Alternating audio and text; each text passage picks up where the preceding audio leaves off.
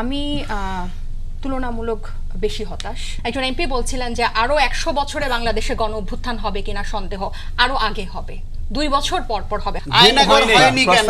বিরোধী দলদের গণগ্রেফতার বাতিল করে গণপথ সুগম করলেন। মানবাধিকার লঙ্ঘন হয়নি, কিন্তু মানবাধিকার উদ্দেশ্যে বাতিল করে মানবাধিকার যে লঙ্ঘন করবে বিএনপি কমিশন করবে, তবে দেরি সরকার করছে, প্রথম 3 মাসে এসে করে না। সমালোচনাযোগ্য। কোন সরকার শেখ হাসিনা প্রথম 3 মাসে করে নাই। আপনি 3 মাসের মধ্যে এত ভয়ঙ্কর কাজ করে ফেলেছেন, এত ভয়ঙ্কর কাজ করে ফেলেছেন, গুম, মানবাধিকার, এই জিনিসগুলো আর ধোপে টিকছে না।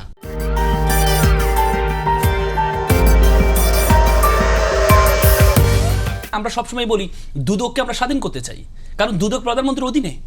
যদি প্রধানমন্ত্রীর অধীনে হয় তাহলে সেই দুদক কিভাবে এই প্রধানমন্ত্রীর দুর্নীতি ধরবে? তারপরে সে জায়গায় আপনার এই হয়নি, গুম যে বারবার হয়েছে, সবচেয়ে বেশি ভিক্টিমাইজ হয়েছে আমাদের সরকারি দলীয় লোকজন। সেই গুম ওদের দেশকে আমরা কি করেছি? এই যে পরবর্তীতে আমি ধন্যবাদ জানাই ব্যাংক অধ্যাদেশ ওনারা 18 ক যুক্ত করেছিল, এই শেখ হাসিনার মতো অবস্থা করেছিল। পরবর্তীতে ওনারা এটাকে বাতিল করে ওনাদের ভুল বুঝতে পেরে বিরোধী দলের চাপে পড়ে, অথবা ওনাদের ভুল বুঝতে পেরে ওনারা এটা থেকে ফেরত আসছেন।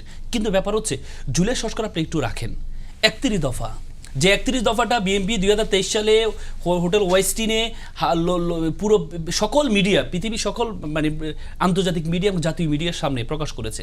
সে 31 দফা এখনো পর্যন্ত 5টি দফা তারা ভায়োলেশন করে ফেলেছেন। তাদের 31 দফা জুলাই আমি ধরে ধরে বলতে পারি। আপনি 1 নম্বর দফা ওনারা বারবার বলছেন ওনারা সংবিধান সংস্কার কমিশন করবেন, কিন্তু এখন ওনারা সংশোধন করতে চান। তো সংশোধন যদি করতে হয়, সংশোধনের জন্য আলাদা কমিটি করা লাগবে না। আপনি 142 দিয়ে আপনি সংশোধন এমনি করতে পারবেন, 2/3 মেজরিটি আছে, আপনি যা চাইবেন আপনি সংশোধন করতে পারবেন। কিন্তু সংস্কারটা আপনি সেটা থেকে আপনি ফেরত চলে আসলেন। আপনি বলেছেন আপনি কখনো স্থানীয় সরকার জায়গা মৃত্যুজনিত কারণ ছাড়া কখনো আপনি স্থানীয় সরকারে আপনি কখনো প্রশাসক নিয়োগ করবেন না। সেখানে আপনি অলরেডি প্রশাসক নিয়োগ করে ফেলেছেন। আপনি হয়তো বলতে পারেন যে এটা তো অন্তর্বর্তীকালীন সরকার করেছে, আমরা কন্টিনিউ করেছে। কিন্তু আপনি কন্টিনিউ যে করেছেন, আপনি যখন অন্তর্বর্তীকালীন সরকার যখন এটা নিয়ে প্রস্তাব উঠেছিল তখন কিন্তু আপনি বিরোধিতা করেছেন। আপনি অন্তর্বর্তীকালীন সরকারের সঙ্গে প্রশাসক তো ছিল, আপনি ওই জায়গায় তাদেরকে পরিবর্তন করে আপনি নিজস্ব প্রশাসক যারা নির্বাচনে হেরেছে তাদেরকে আপনি বসিয়েছেন। যে আমরা যদি সমালোচনা না করি, গঠনমূলক সমালোচনা না করি, তাহলে তো সরকার তো আবার বাঁকা।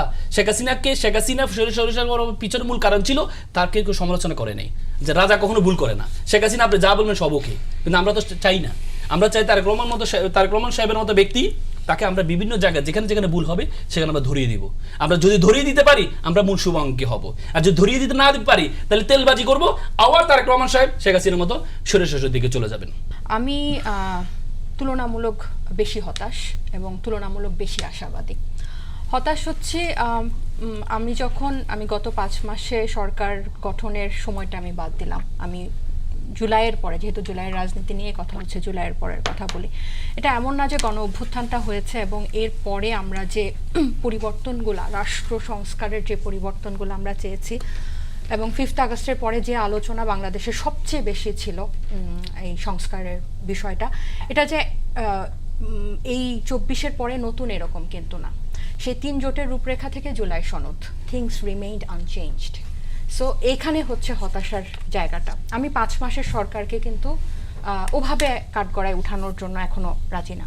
কিন্তু আমরা আসলে কতটুকু পরিবর্তন আনতে পেরেছি? 133টা অধ্যাদেশের মধ্যে 97টা পাশ হয়ে গেছে। শুনলে মনে হবে যে মেজরিটি তো পাশ হয়ে গেছে, কিন্তু আপনি যদি এটা একটু পার্সেন্টেজের হিসাবে দেখেন, এখানে যেই অধ্যাদেশগুলা সরকারের জবাবদিহিতাকে প্রশ্ন করে বা নিরপেক্ষতাকে প্রশ্ন করে, সেগুলো সব কিছু আনচেঞ্জ হয়ে গেছে বা সামান্য পরে উঠানো হবে বিল আকারে বা সংশোধন করে ওইটার কার্যকারিতাটাই নষ্ট হয়ে গেছে। সো এখানে যে আমরা 17 বছর নির্বাচন পাই নাই, 3টা অবৈধ নির্বাচন গেছে, এখন নির্বাচিত একটা সরকার এসেছে, আমরা সবাই ভোট দিয়ে একটা নির্বাচিত সরকার পেয়েছি। কিন্তু নির্বাচনটাই কি শুধু গণতন্ত্র? টকশো টেবিলে যদি আপনি সমালোচনা করে উড়াই ফেলেন এবং সংসদে যদি আমরা এক ধরনের অ্যালাইনমেন্ট দেখি, এটা আমাদেরকে ভালো বার্তা দেয় না। বিকজ অন টপ অফ আমাদের প্রিভিয়াস মেমোরি, আমরা জাতীয় পার্টিকে দেখেছি এখানে বিরোধী দল হিসেবে কিভাবে ভূমিকা রেখেছে। সো এই যে অ্যালাইনমেন্টটা, এটা কিন্তু একটা ভালো বার্তা দেয় না যে আপনি যদি বিরোধিতা করেন আপনাকে একদম পয়েন্টে থেকে এটা বিরোধিতা করতে হবে। কেন জুলাই সনদ বাস্তবায়ন হলো না এবং কেন গণভোট প্রথম দিনেই নাই হয়ে গেল, এটা একটা বড় হতাশার জায়গা। আমি এখানে বিরোধী দলের যে নরম এবং অ্যালাইনমেন্ট আমি সরকারি দলের সাথে দেখি, আমি কিন্তু তাদের কাছ থেকে কোনো প্রত্যাশা রাখি না। আমি এই যে এই সমালোচনাগুলো কিন্তু এই টকশো টেবিল পর্যন্ত শেষ। এই সমালোচনা কিন্তু আমি বাস্তবায়নে দেখি না, আমি সংসদে দেখি না। এই যে আমাদের এত গুরুত্বপূর্ণ দুদক কিন্তু এখনো গার্জিয়ান ছাড়া, তাদের কোনো হেড নাই। মানবাধিকার কমিশন, গুম কমিশন, সব কিছু। আমি শুধু যদি বলি বিসিবিতে কেন নেপোটিজম, এটা দিয়ে কিন্তু আমার টকশোটা আমার আপহোল্ড হবে, আমি টকশোতে ভালো পয়েন্ট পাবো, পারফরমেন্স করতে পারবো। But that's not the issue, that's not the main issue. Nepotism তো সব জায়গায়। যে আপনি কিছুক্ষণ আগে বললেন না যে অন্য দলের লোকজন নিয়ে কি আমি সরকার চালাতে পারবে, না পারবে না। কারণ বাংলাদেশের রাজনৈতিক ইকোসিস্টেমটাই এরকম 50 বছর ধরে যে আপনি বাইরের নিজের দলের লোককেই বিশ্বাস করেন না, আপনি বাইরের দলের লোককে কাকে বিশ্বাস করবেন। কিন্তু আপনাকে এই সিস্টেমটা চেঞ্জ করার শুরু করতে হবে, ইনিশিয়েট করতে হবে। কারণ মানুষ রক্ত দিয়েছে এটার জন্য, মানুষ কোটা আন্দোলনের জন্য রক্ত দেয় নাই। এটা শুরু হয়েছিল, এটা কিন্তু কোটা আন্দোলন না হয়ে দ্রব্যমূল্য বৃদ্ধির আন্দোলন, যে কোনো একটা ট্রিগারে কিন্তু এটা গণ অভ্যুত্থানে পরিণত হতো। সো এটা বিএনপিকে বা যারাই ক্ষমতায় আছে তাদেরকে এটা মনে রাখতে হবে যে এই জিনিসটা কিসের ধারাবাহিকতায় কিন্তু এসেছে। সরকার পরিচালনার টেন্ডেন্সিটা দেখান, হ্যাঁ 5 মাস খুব কম সময়, খুবই কম সময়, কিন্তু আপনি তার থেকেও কম সময়ে গণরায় উপেক্ষা করে ফেলেছেন। আপনি কিন্তু প্রথমেই কিন্তু অনেক বড়, প্রথম 12 ফেব্রুয়ারি 13 ফেব্রুয়ারির মধ্যে কিন্তু আপনি একদিনে অনেক বড় কাজ করে ফেলেছেন। সো এটা আমাদেরকে ভালো বার্তা দেয় না। সো ওইখানে হচ্ছে আমার হতাশার জায়গাটা। এবং আশাবাদী আমি সবার থেকে বেশি এই কারণে, যেটা এটা কিন্তু ওই মানে সহজ হবে না বিএনপির জন্য।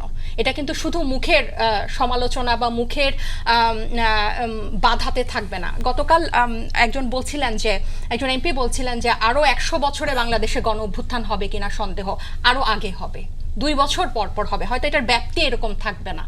কিন্তু বাংলাদেশের মানুষ এই শোষণ আসলে আর মেনে নিবে না। খুব অল্পতেই কিন্তু মানুষ রাস্তায় নামবে, সেটা যার বিরুদ্ধেই হোক, সেটা তরুণদের বিরুদ্ধে হোক, সেটা বিএনপির বিরুদ্ধে হোক, সেটা জামাতের বিরুদ্ধে হোক। হকারকে পুনর্বাসন না করে আপনি মানুষও মনে করছেন না, তার সবকিছু ভেঙে দিচ্ছেন, এটা ওর মাথায় থাকবে। প্রত্যেকটা বাস টার্মিনাল, লঞ্চ টার্মিনাল থেকে কি পরিমাণ চাঁদা দিতে হচ্ছে, এটা তো ওর মাথায় থাকবে। সো এখন হকারের কথা যখন বললেন, হকার যখন দাগ টেনে দেয় রাস্তার মধ্যে, তখন তো আবার ফেসবুক গরম হয়ে যায়, সমালোচনা হয় যে সরকার তাদেরকে পুনর্বাসন করছে সেই রাস্তার মধ্যেই করছে।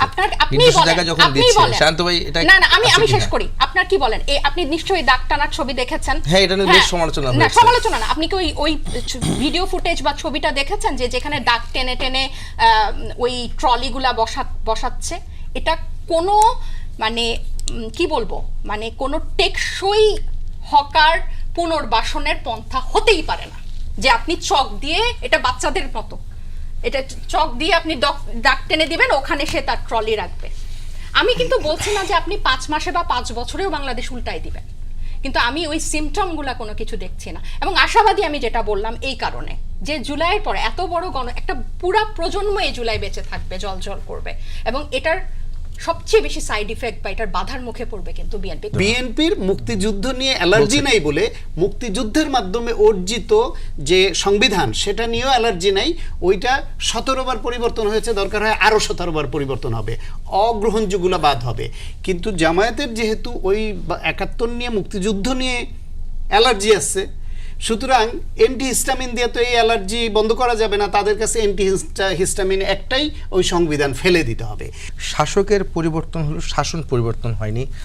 রাসেল ভাই বলছিলেন, এটা কেন বললেন? বা এইটা ওই যে বললাম, কিছু সমালোচনা ধার করে এনে হলেও করতে হবে। শাসকের পরিবর্তন না হলে একটাও গুম হয়নি কেন? আগে শাসকরা তো গুম করতো, একটাও ক্রসফায়ার হয়নি কেন? আগে শাসকরা তো ক্রসফায়ার করতো, আয়নাঘর হয়নি কেন?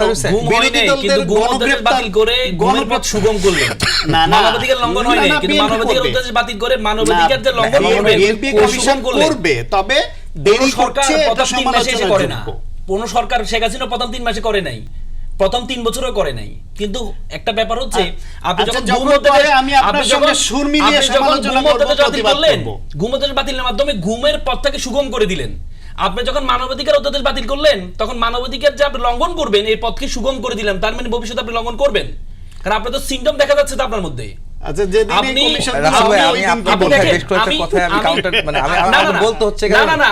আপনি আগে বলে দিচ্ছেন যে সরকার করবে, আপনি বলতেন না।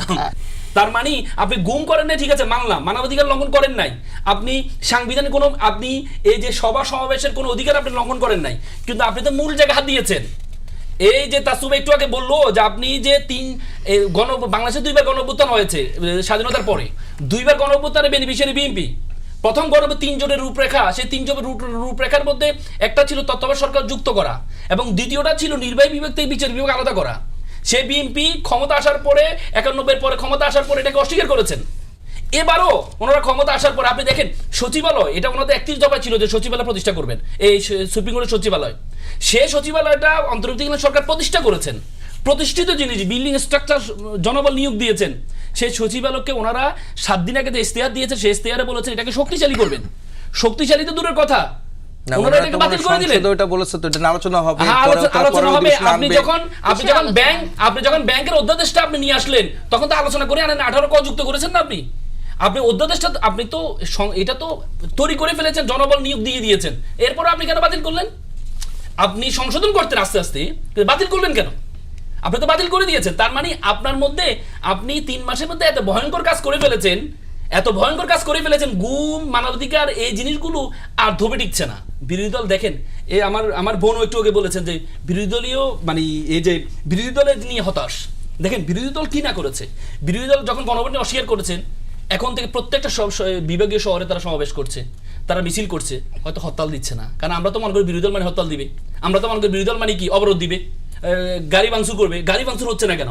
হরতাল হচ্ছে না কেন? নো, বিরোধী দল মূল জায়গায় যখন বিরোধিতা করেছে, আপনি দেখেন সংসদে বাজেট অধিবেশনে বিরোধী দলে যখন কালো টাকা সাদা করার কথা প্রস্তাব দিয়েছে, তখন বিরোধীদের মুখে প্রধানমন্ত্রী নিজে বলেছেন, আমি বিরোধী দলের পক্ষে দাঁড়িয়ে বলছি কালো টাকা সাদা করা যাবে না।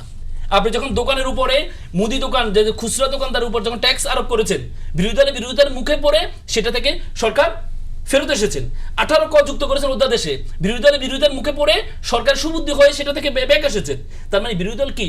বিরোধী দল কথা হচ্ছে, এখন আমরা তো এতদিন পর্যন্ত যে বিরোধী দল অভ্যস্ত, সেই বিরোধী দল হয়তো আমরা পাচ্ছি না বলে আমাদের কাছে মনে হচ্ছে যে বিরোধী দল মানে মূল জায়গায় কাজ করছে না। আমি যখন আপনাকে ফ্লোর দিব, আপনি আমার এই কথার উত্তর দিবেন। এই অনুষ্ঠান কিভাবে চলবে